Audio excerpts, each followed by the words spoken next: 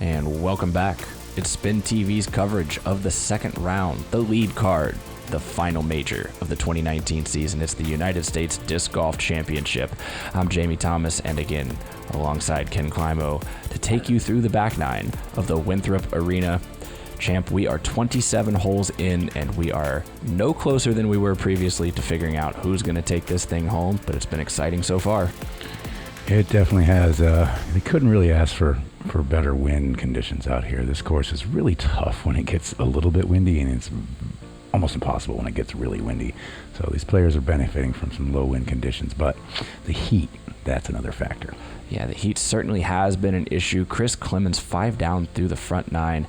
Simon Lizotte finding some trouble. He's 4 over par.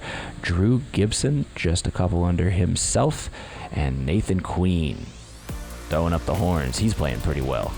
We'll check out what the designers have to say about hole 10. Standing on the tee of hole 10, the player is faced with an awesome choice.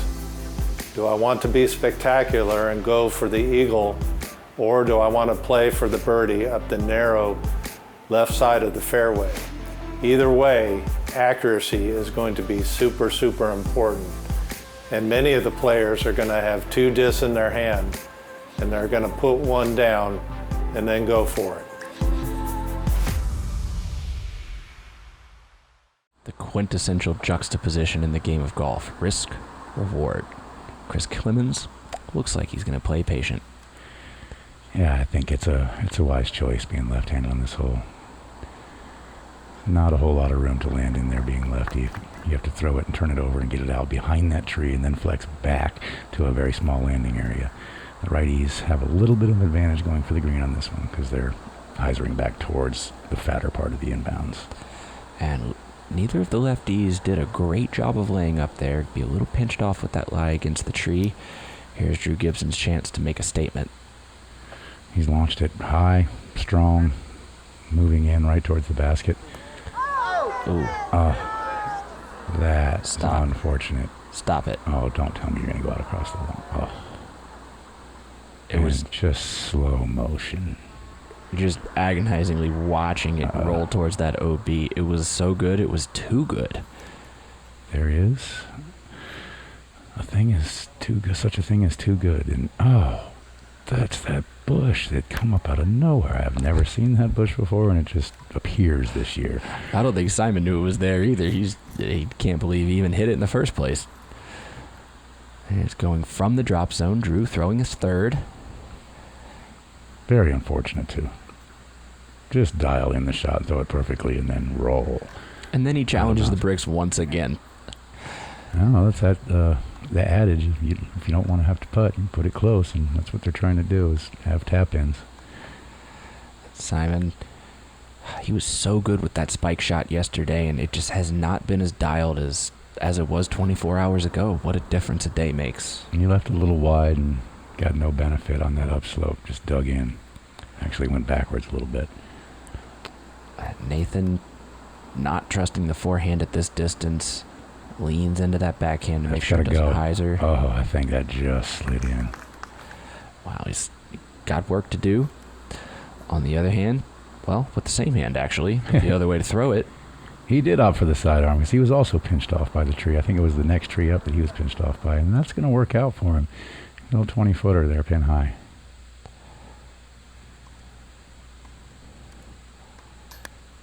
Dead on line, just a bit low. This hole does have a slight drop off when you're putting from the direction Nathan was putting, so if you airball it, it can go a good ways. And Simon was putting back up the hill there, and he put a lot of speed on that to make it go that far past. Yeah, he was... good thing that he was on the low side of that basket when he airballed, but he does make the comebacker. Clemons solid on the putting green, as he has been all tournament so far. This course definitely asks a lot of you physically and mentally. If you can sit there and make every putt you look at, it makes the mental part way easier for the rest of the course. And it is bright and hot out there. We'll take a break and we'll be right back. Big changes this year. The biggest come from holes 1 and 2 are no more.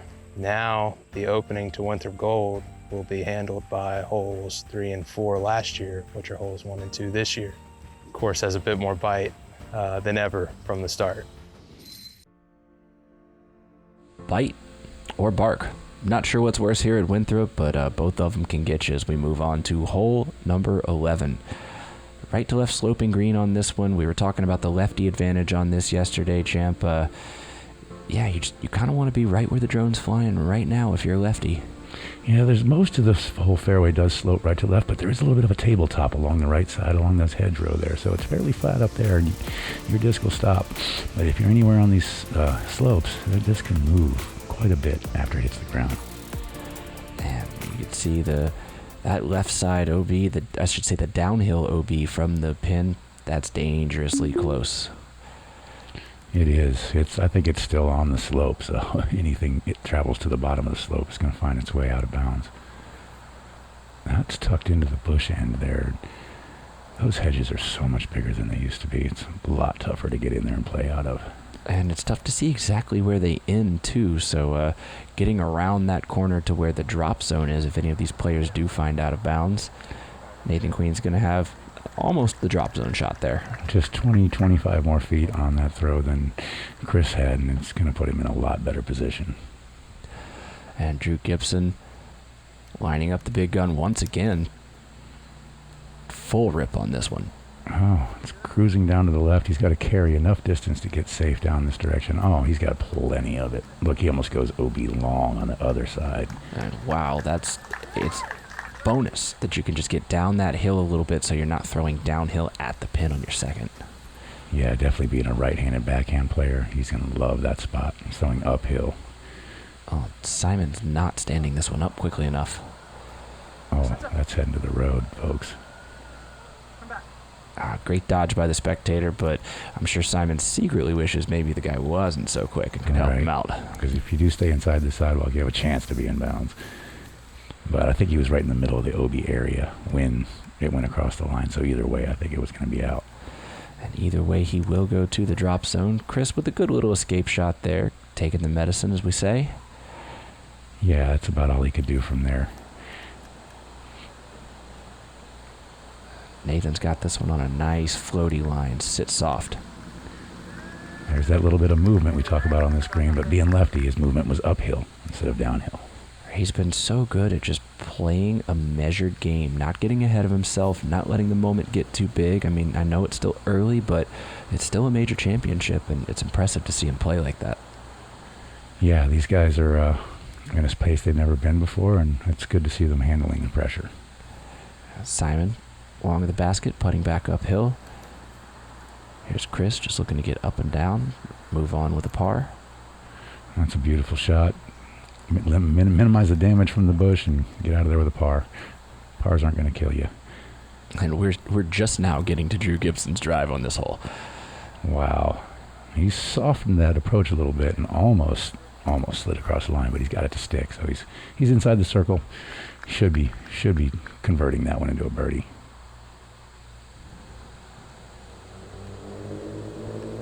Lizotte, good par, right side, but it sticks it.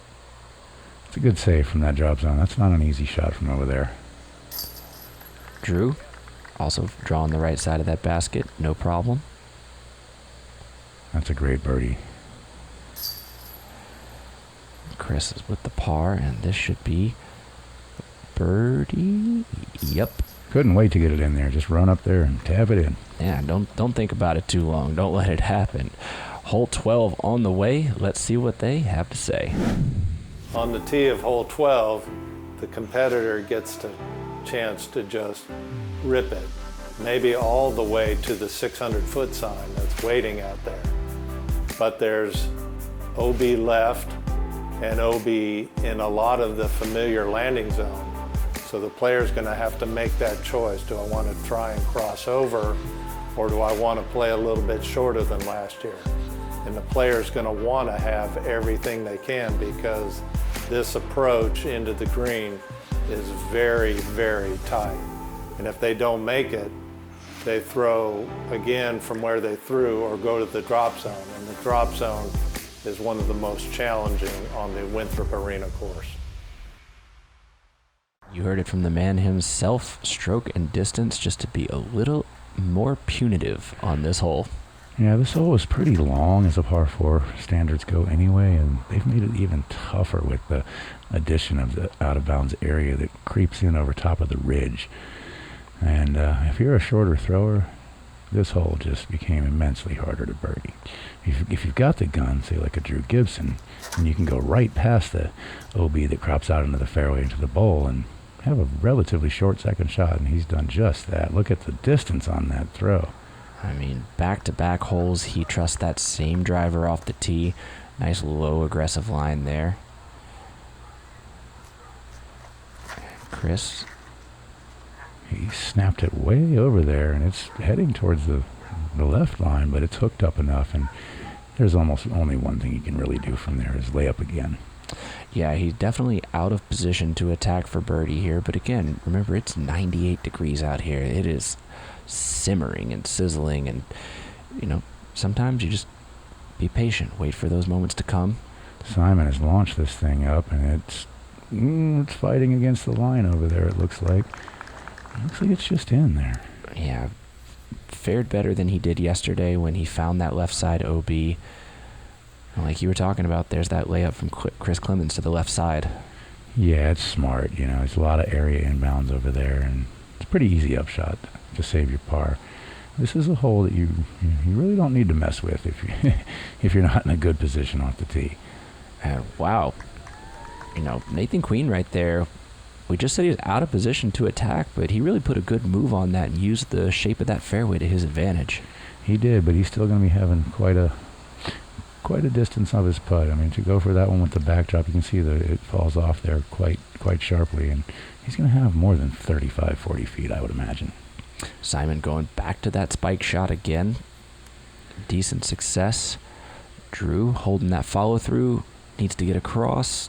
I think that last little roll got him in there. Yeah, I can see the stake back there behind that. He's going to have an opportunity. He's going to want to take advantage of it, especially as we see Chris. He's conceded the par. Yeah, you know, the bricks were friendly to him there. He didn't have a whole lot of speed, and he was using a putter. And it's generally when the drivers come in, they get that hard skip angles when they get the roll off those bricks. But putters and mid-ranges generally stick and don't do too much moving. Ooh, that putter stuck right there. Drew Gibson's happy to get that one. 2 birdies in a row to start out the tough stretch of this course here. And it's a time to get hot, you know. The others are playing a little safer and put your distance to work. And Simon right there with him. 2 big throwers, card the big birdies there. There we go. He's going back the right way now. 3 under par, where Simon started the day at 7. And you got to look, Chris started at 8. He's now at 14. And this is not the hole that you want to be trying to find your confidence on. This is 8-8-8. The very famous par 5 on the back 9 here at the Winthrop Arena. Wide open fairway in this configuration. Pinches in the farther you go up the fairway, and then, as you can see, it gets very narrow at this point, and that's usually on your second shot. You're traveling through this area. And then it has a little landing area off to your left-hand side here, which is ideal for the second shot and gives you an open run right to the basket, either position it's in. They're in the same line. One's just short near the curb, and one is long near the back curb.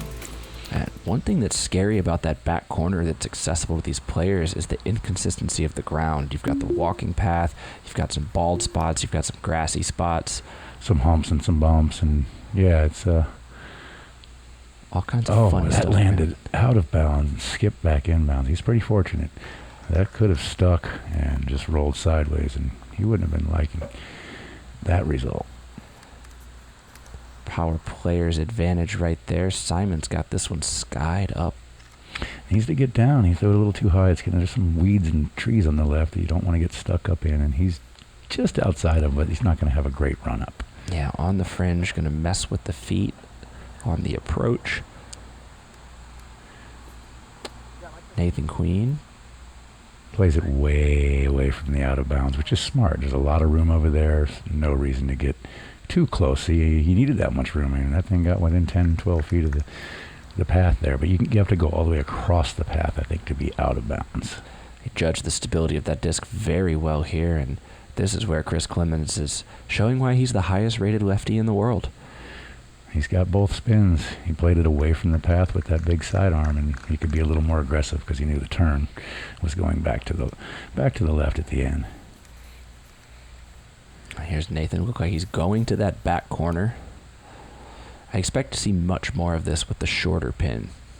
Yeah, because it sets up for a nice little putter shot across there where you can just base it and walk away with your birdie, and that's a great score on this hole.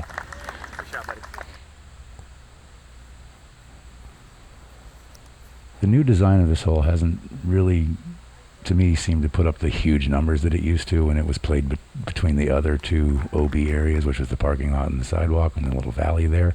When it played in there as only inbounds, you would see a lot more high numbers. Nowadays, you'll get the occasional 7 or 8 on this hole, but you used to see 10s, 13s, 15s, big numbers when it played in the other configuration. I mean, it would take some players 2-3 shots just to get inbounds, and Drew makes that's not a very good shot right there. Makes the mistake going high, trying to go for the green. And here's Simon going for it as well. Needs a big skip. The second skip would have made it had it not been right on the curb. And got that disc to fully flip over too. Just couldn't get it to flip up onto the grass. That curb just finds a way to stop you. It's so close, but yet so far as he still has to throw from this side of the road. No, he's taking no chances with this one. He's going deep into the island, making sure he finds grass and just limiting the damage. It's going to be nothing but a layup from there. You really can't run that basket. OB is too close behind it. Just kind of those once-bitten decisions, and just want to make sure you advance at that point. Simon testing the parking lot skipability again. This time he gets the favorable skip. I mean, that's the one great thing about Simon that he's showing us today is he's not changing the game plan. He's staying aggressive. He's trusting that eventually it's the rolls and the little things are going to start going his way. And that was a bit of a loose throw from Chris there. You'd expect from that distance for him to get a little closer, kind of like Nathan just did. I mean, that's perfect. But yeah, he left that outside about 30, 35 feet. Sure. Nathan Queen picking apart this hole right here. And Drew, this is a scary putt. Any kind of rim and roll out to the right, and it's pretty much out of bounds, so you got to be careful here. Miss left, if anything. It's a pretty good line on it. You know, you're a little disappointed, but hey, look, things can be much worse. Just hard to put the gumption on it from there with that out of bounds staring you in the face. Now this is a better line to go at it because he's got a little grass of a little peninsula of grass that sticks out into the parking lot, which his through line was towards. Yeah, he just couldn't quite commit to it. He's been really good from circle 2. Simon commits just enough to get it in. Walk away with the par. Drew will take the bogey.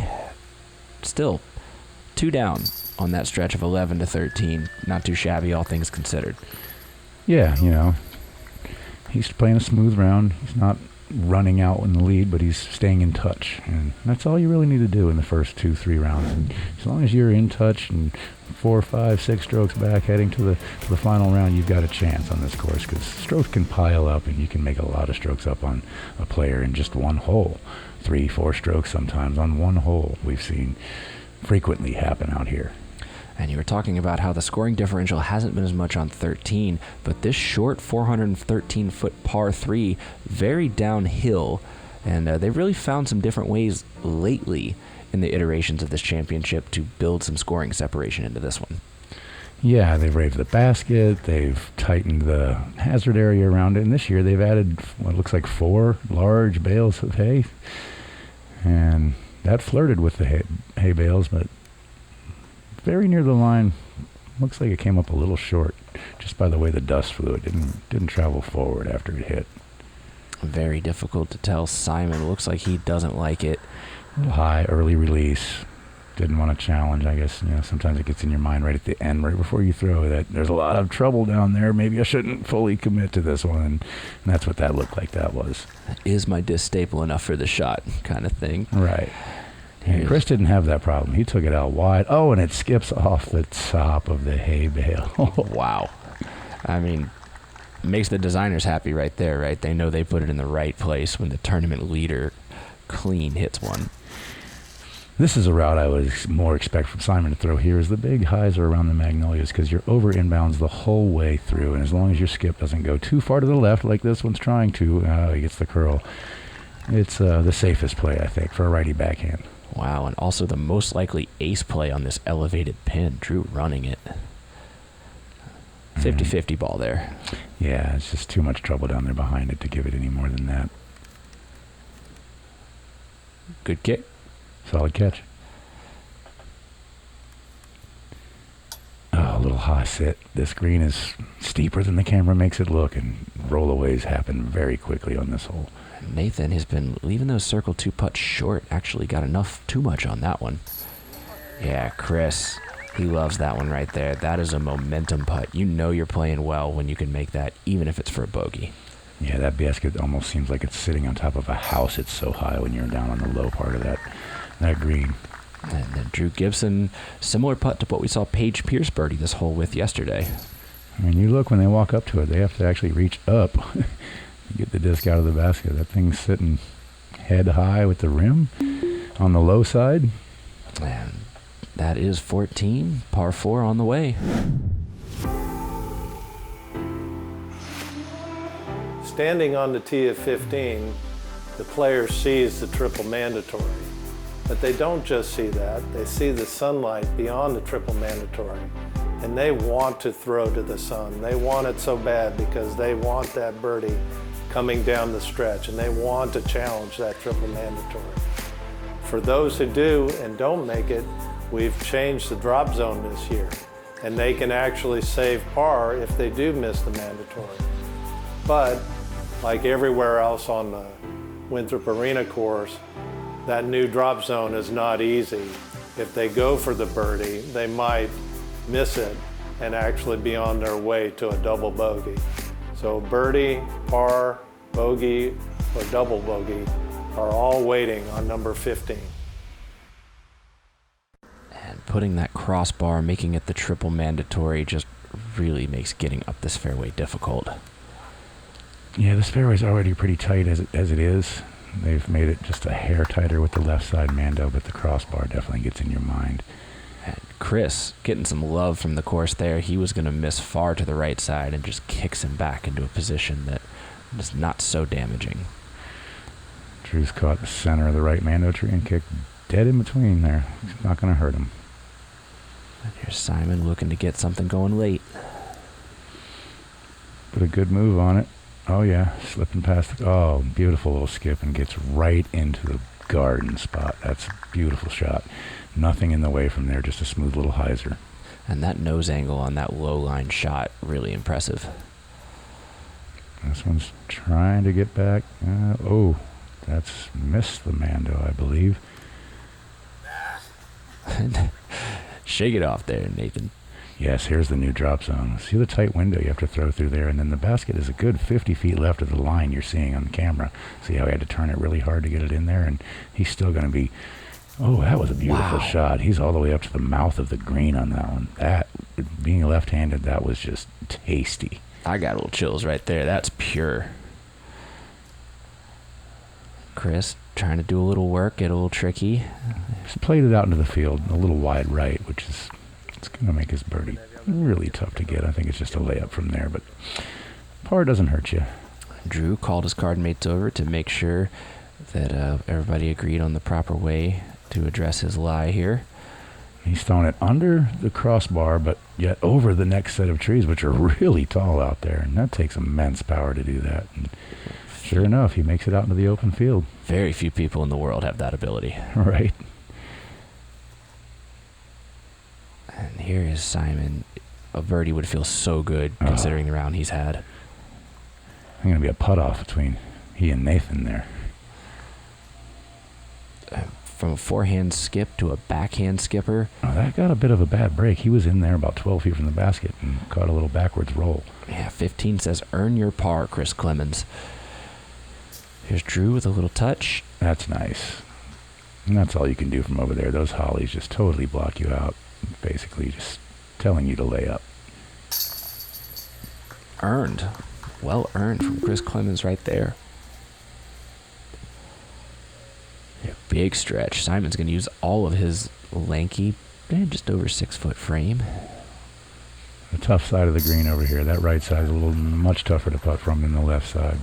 He makes it look easy there. Especially stretching out to your left as a right-handed player here. Nathan, at least he's got the left hand. Right, he's nice follow-through isn't into the tree as Simons was.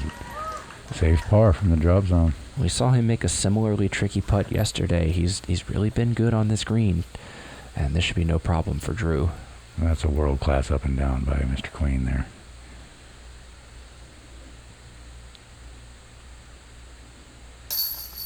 There we go. He's going to get his par.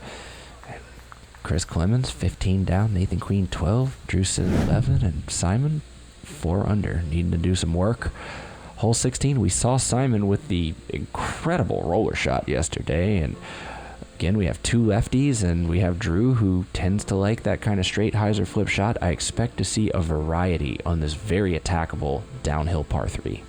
Yeah, I would think that Simon would just throw a mid-range straight at the basket here. It's 390 slightly downhill, and just put it on a frozen rope and let it slide up. But he chooses to throw that roller. I guess he just likes the way it moves left to right. And this is that same disc. I would expect the same shot we saw. He's definitely throwing the roller. It doesn't look like he's turned it over as much as he needed to. And, it got a really bad landing and kick to the left. And, watch out. Look at the players get out of the... Great job getting out of the way of that just so the disc could do what it's... Oh, that feels bad. But I think that whole area is a hazard anyway, so even if it had come back inbounds, he would have been throwing his third shot from somewhere in the hazard area. Doesn't change the result too much. Here's the more typical play on this hole. Swinging it left to right, sliding between the soldiers. Beautiful job, Chris Clemons. Oh, don't hit your head when you go to pick that one up. And Drew... Middle gap. Yeah, this is the mid-range shot that I was talking about. It's going to land straight. It's going to skip straight. That's what a mid-range buys you, is a nice straight skip and not a flare off to the left. Nathan, you expect him to follow Chris's line here. Yeah, these guys are throwing sharper edge disc, being lefty, and they're wanting to skip. They're going to land over by that line and want to skip in there. And played perfectly, even a little long. I mean, that's just tasty. Past the soldiers, wide open, 8 feet. Look at this. All of these guys making sure. Kudos to the pro card. Carry your competition manuals with you. Carry your caddy books with you. Use it to your advantage. And make sure he doesn't take extra strokes at the end of his round for playing it wrong.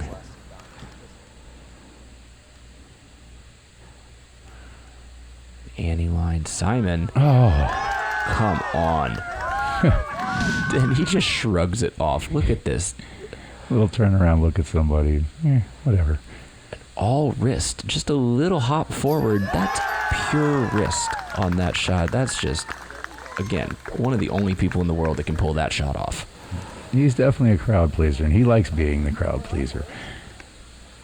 Oh, Simon Lizotte once again found a way to only throw 2 shots on this hole. He does take the 3 this time and somehow manages to almost upstage the 3 birdies by his card mates. Everybody else is birdieing, and he gets the most excitement out of it. Hey, if you can't beat him, make him cheer. That's right. And after the long walk up the hill, back to one of the most iconic holes, probably the most iconic island hole in all of disc golf. This is hole 17. 254 feet downhill. We're going to play to the B pin today. You can see both of the pins in this flyover here. None of them are particularly easy than the other. OB real close. Yeah, I think the one they're playing today is slightly easier for everybody, whether you're righty or lefty, just because it's not so tucked into that left corner. And there's a little more land around the basket there. So these guys can go more at the chains and try and take an ace run, because an ace run ends up being a safe drive. Yeah, that was definitely going right at the chains here. Clemons just putting on a clinic right now. He's put that up a little too high and too much steepness. That needs... it hit the bails. No real chance for that one. Yeah, just a few more feet forward is all he was looking for. And this looks like a good correction early. A little flatter, a little lower, not as much angle, and sticks it right in there. Drew, wondering why he didn't just go with that one in the first place? Hindsight's always 20/20. And always make your second putt at a birdie right. That's right.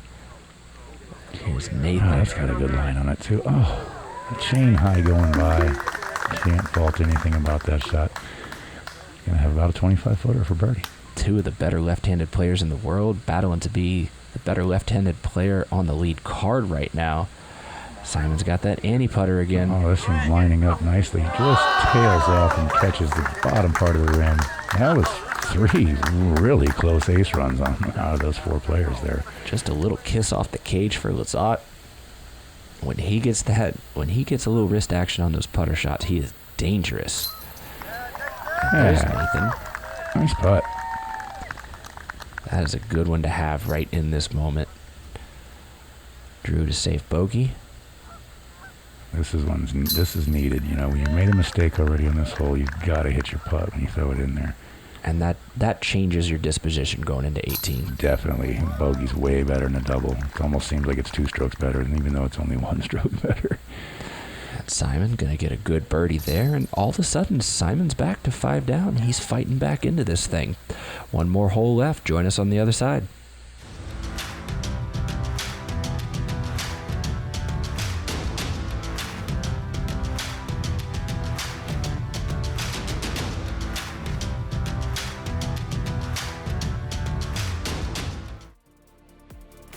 Right, and this is all we've got for round 2 left to tackle for this lead card. This par 4 hole 18 starts with this water carry. It should be no problem to carry the water. You just have to dodge those row of trees on the left, and then this Mando tree on the right. That's about the spot you want to be. Man, most people end up a little short of that Mando tree because trying to bite off more than that, it gets a little tougher to hold the fairway. It gets steeper and it gets skinnier up there, so most people end up a little short of the Mando tree, but some of the bigger throwers definitely try and throw it past it and use their advantage. And it's uphill, so the farther you try and go uphill, the harder it is to get there if you're not the longest of throwers.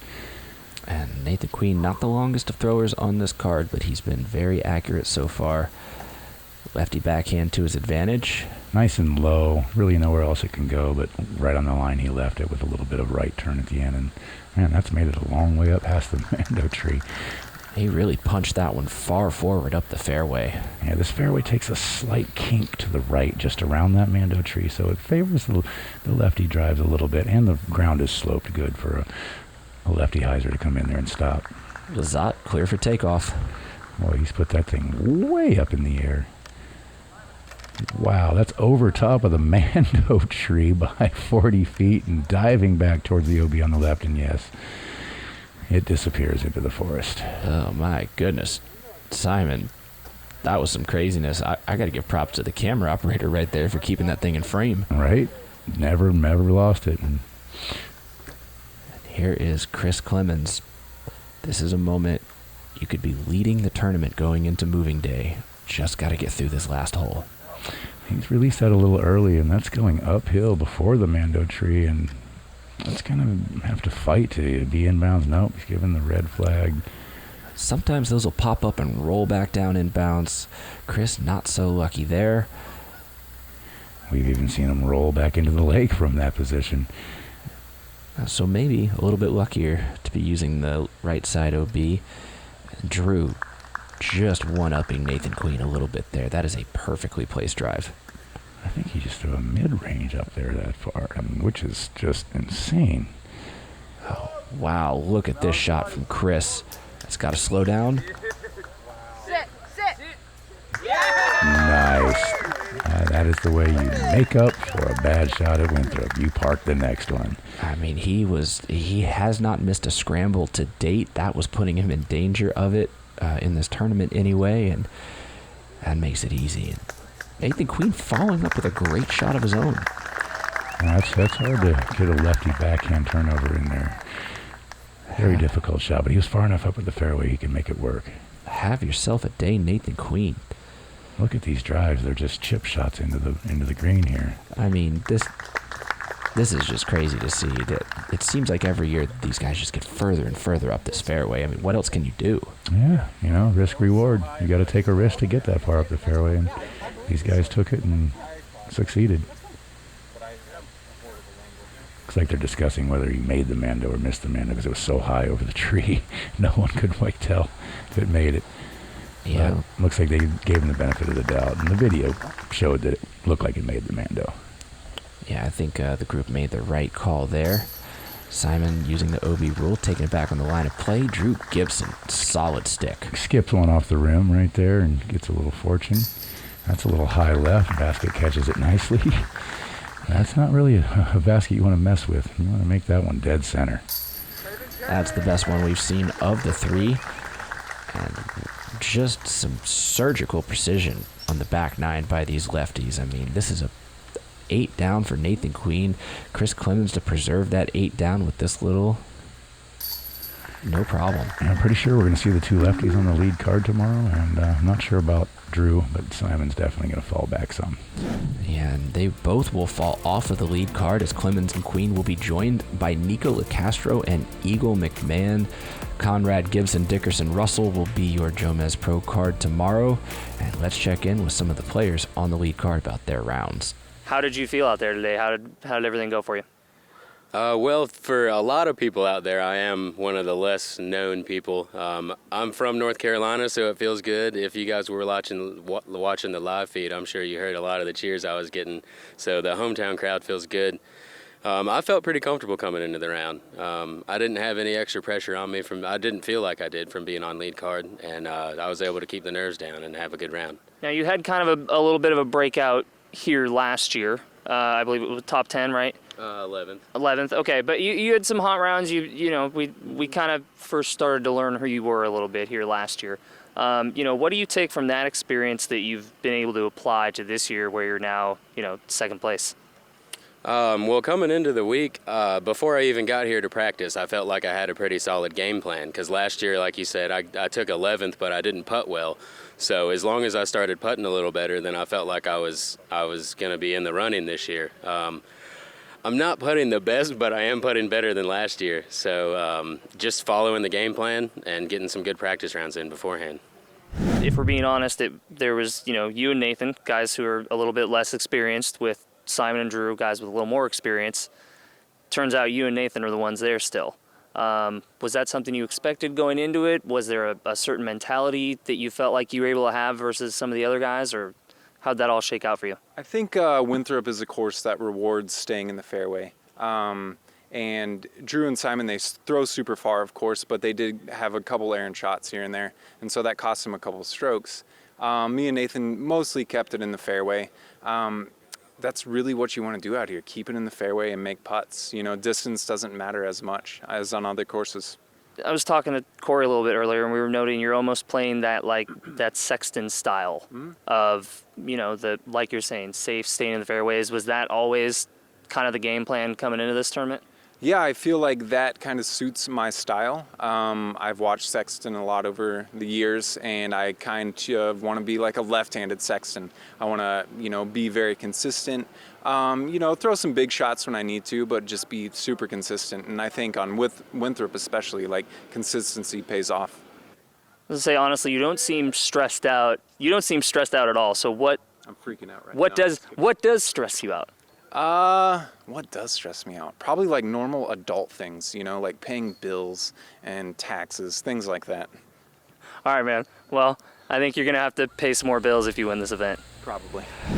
Wow, the even keel from both of the lefties. How do you evaluate their performance through 36 holes? Just solid. They came out with game plans and they executed them. Both of them said they attributed it to some decent putting, and keeping in between the lines. And that's really what you have to do out here. I think you hit a nail on the head. You throw them between the lines, keep them in bounds, and make putts. You should play pretty well out here. All right, we'll get to see him tomorrow. Join us again here, Ken Klein with Jamie Thomas, Spin TV.